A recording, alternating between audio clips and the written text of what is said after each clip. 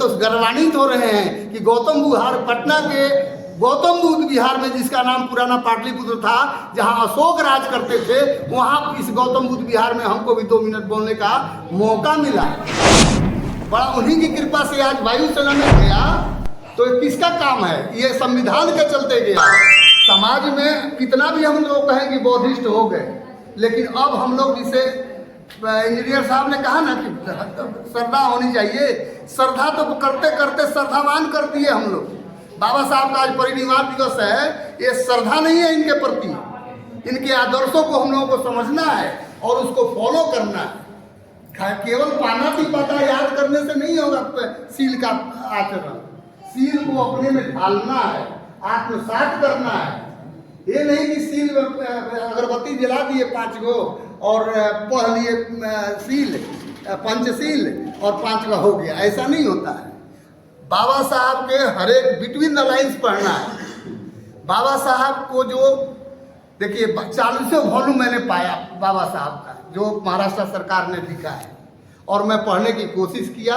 6 साल से मैं धम्म का ही प्रचार सुनता हूँ। कत्यायन साहब का भी यूट्यूब पर आता है, दीक्षा झा और बहुत सारे लोग विशेषज्ञों का आता है, और मैं सुनने की कोशिश करता हूँ। और ये काम हम लोगों को करना है। मैं सोचता हूँ कि मैं नहीं करूँगा तो और कौन करेगा।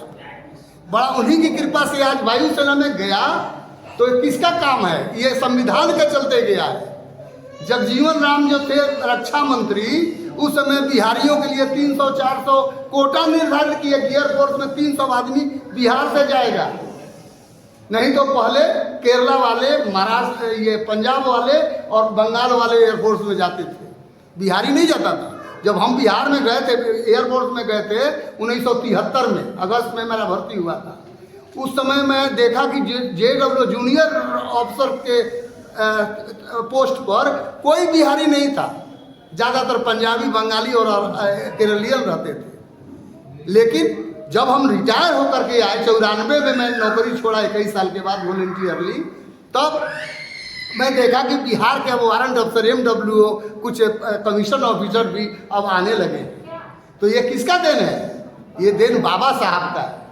ये देन हमारे मान्यवर जगजीवन राम का है, उस समय रक्षा मंत्री थे। तो हम लोगों का क्या फर्ज बनता है? मतलब हमारे बच्चे लोग पढ़ के सियाने हो गए। देखिए, बच्चे का पालना जैसे चिड़िया से सीखना चाहिए। बच्चा जब चिड़िया का बच्चा उड़ने लगता है तो चिड़िया उसको भूल जाती है।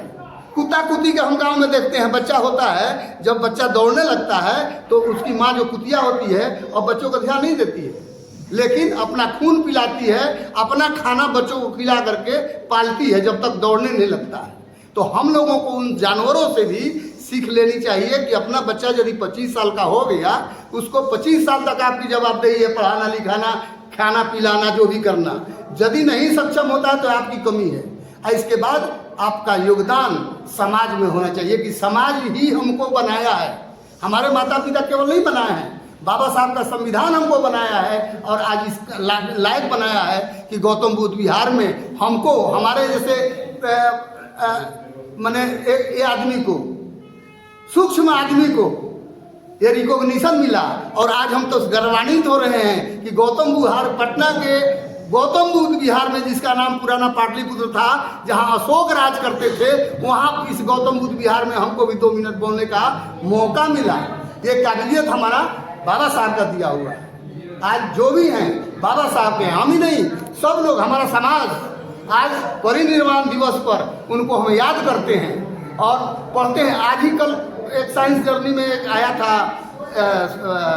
विलास करात साहब, प्रोफेसर विलास करात महाराष्ट्र में है, वो आज साइंस जर्नी पर आकर बता रहे थे कि बाबा साहब की हत्या हुई है, ऑर्गेनाइज हत्या हुई है।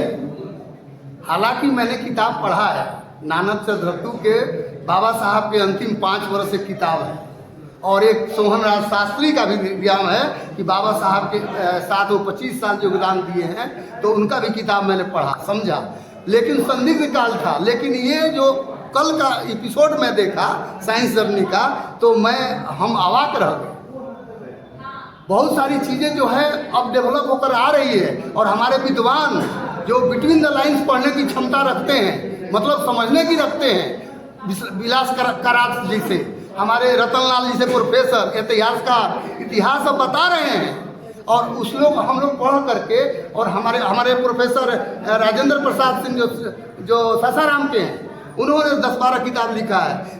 ये राजीव पटेल साहब हैं, वो इतिहासकार, हमारे बहुजन के इतिहासकार हैं, जो बाबा साहब के बारे में और हमारे बुद्धिस्ट के बारे में, यही गौतम बुद्ध ही नहीं, उनके पहले 27 बुद्ध रहे हैं। और सिंधु घाटी की सभ्यता, जिसका भी भाषा पढ़ा नहीं गया, लिपि पढ़ी नहीं गई, वो हमारी विरासत है।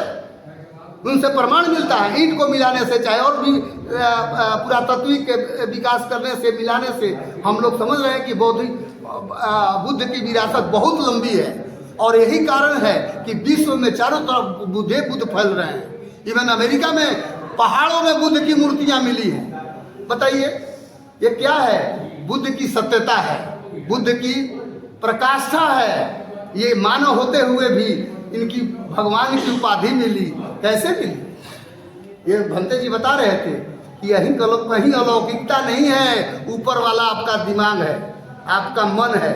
जिसको मन पर कंट्रोल होगा वो विश्व पर कंट्रोल करेगा। और यही विश्व हमारे मानवर गौतम बुद्ध ने अपने आप को साबित कर दिया, और इसका प्रचार आज हम लोग देख रहे हैं। नमो बुद्धाय, जय।